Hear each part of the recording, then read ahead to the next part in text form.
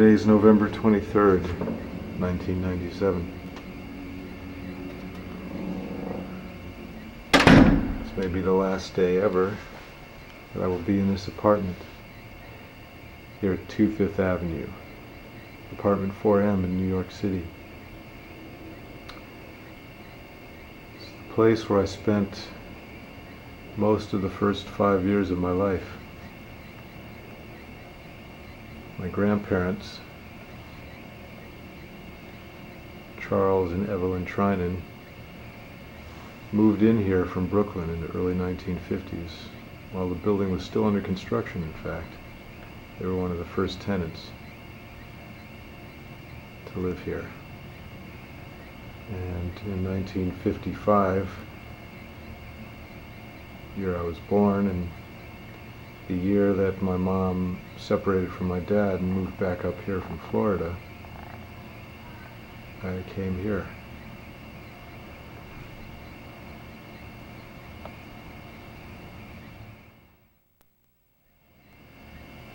As you can see, most of the furniture and things in the apartment have been moved out.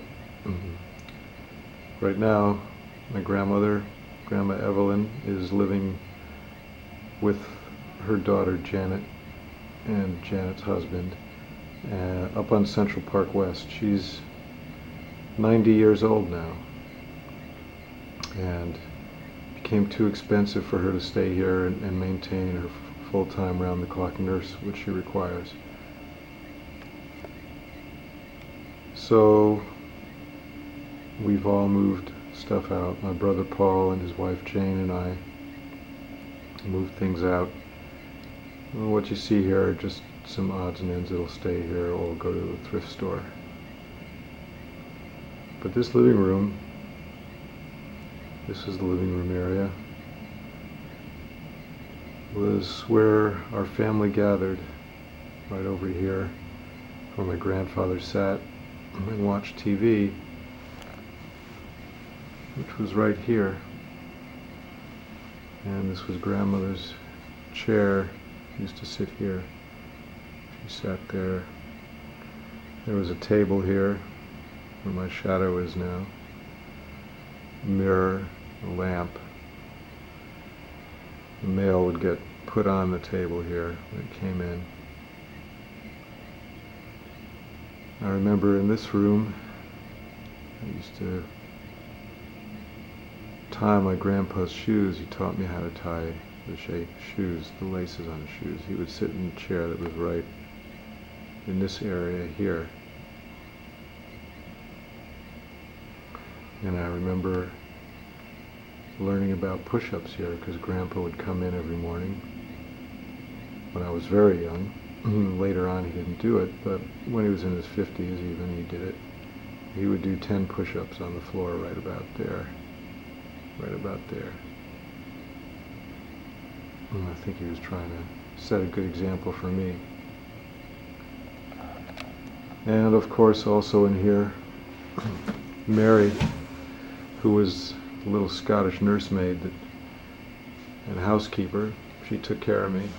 She couldn't have been more than 5 feet tall. I'd come here from working previously for Milton Berle and his daughter.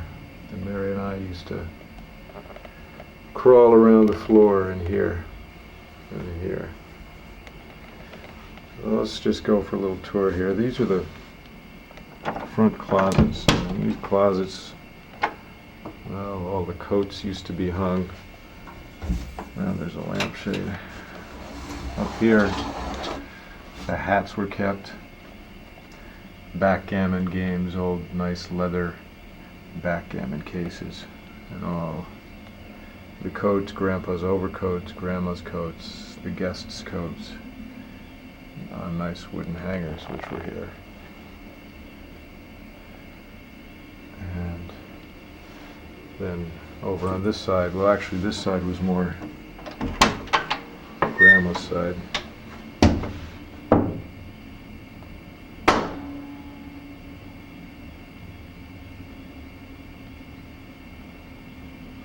The hangers dance.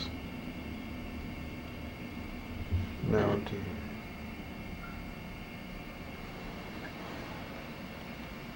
I remember how I used to watch Grandma standing in the kitchen here. This was her place. She used to love cooking and doing the dishes. Just was very neat and organized about everything. She would write down recipes and keep them in here. I would be standing over the stove in the oven, making steaks. In the morning she would make eggs, standing right here. And she would squeeze fresh orange juice for Grandpa and me. The coffee would be percolating down here, and the toast would be made.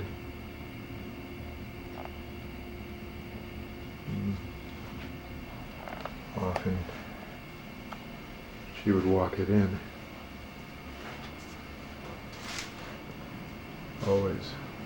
And of course this is where the dining room table was. Also a main point where we ate and sat. Looking out here over McDougal Alley. You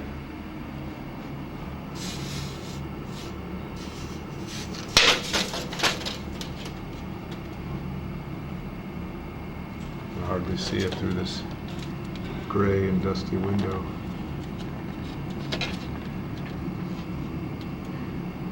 Mary once saw someone commit suicide jumping off. She saw a body go by the window here and land down there.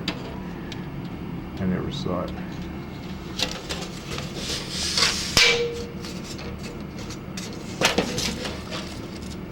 McDougal Alley, down there.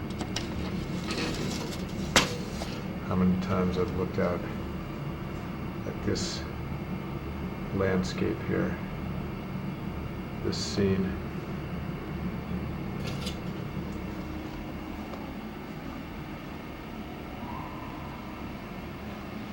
I would sit here at the table, and up on the walls over there were the old horse racing and fox hunt paintings that were there. And then on this wall here was Mom's painting that she did back in about 1960 of a woman picking apples under a tree. It was a beautiful painting. Grandpa would come in the morning and sit at the end of the table right about here. And Grandma here, and she'd have her transistor radio playing and her crossword puzzle. I'd sit here in the middle. Grandpa would come in and ask me how I slept, and I showed him how I slept. I thought it was very cute and clever, and we always did the routine, and he reminded me of it later on.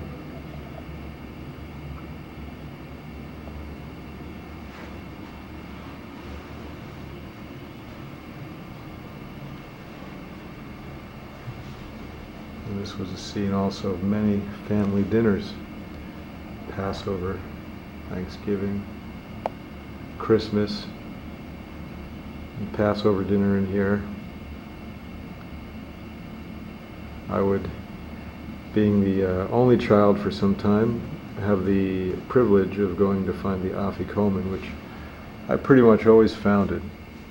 And Grandpa always made it a little difficult, but not impossible, and I would find it. A lot of times it would be somewhere in this area here, in one of the shelves,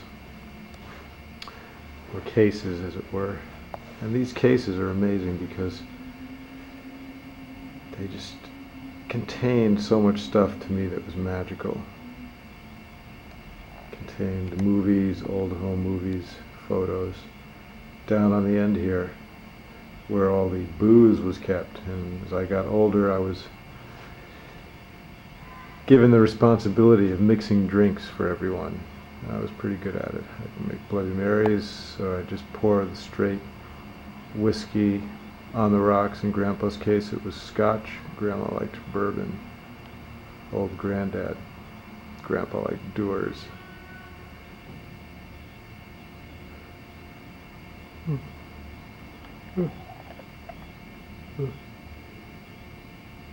tired.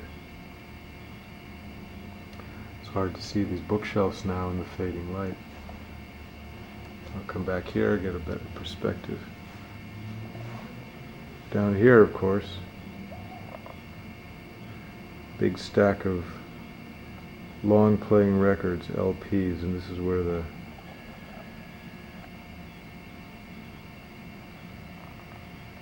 stereo is.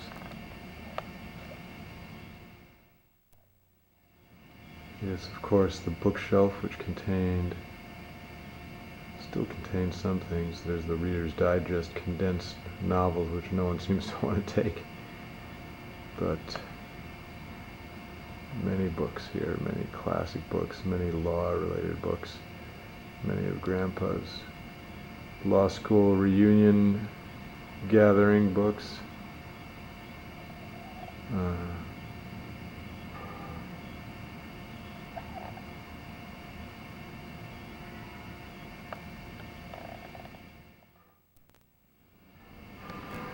This is the area in here where Grandma's makeup vanity was. She had a mirrored top table with all her things on it, powder, makeup. I would come in here and watch her brush her hair and get made up.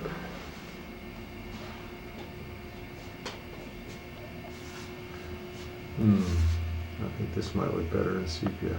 Let's try it.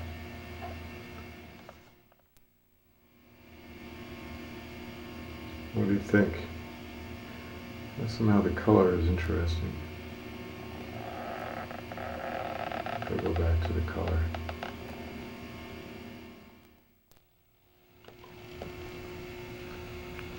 Here, of course, is the bathroom. It's joined to the second bedroom, and it's the main bathroom that everyone used who came here. The other bathroom is back over this way in the bedroom. This toilet holds special, significance for me. Of course, I was potty trained on this toilet.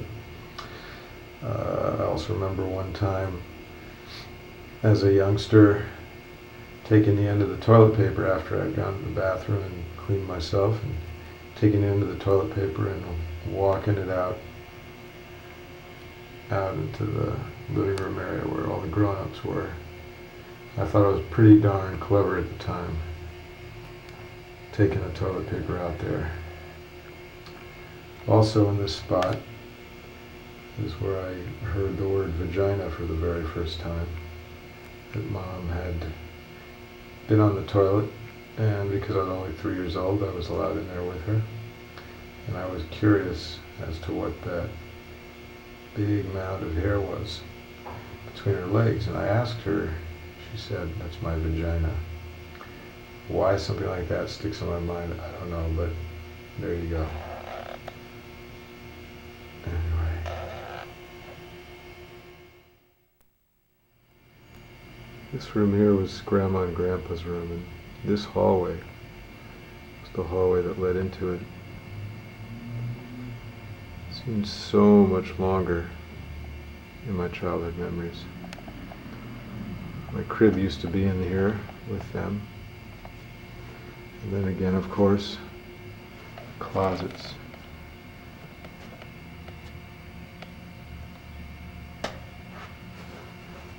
Much closet space in here. Now empty, of course.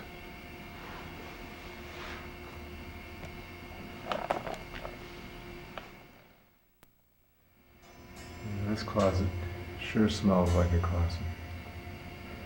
It used to be full, so full of their clothes. Never really went in here that much in this one, but I remember always going by this other closet here.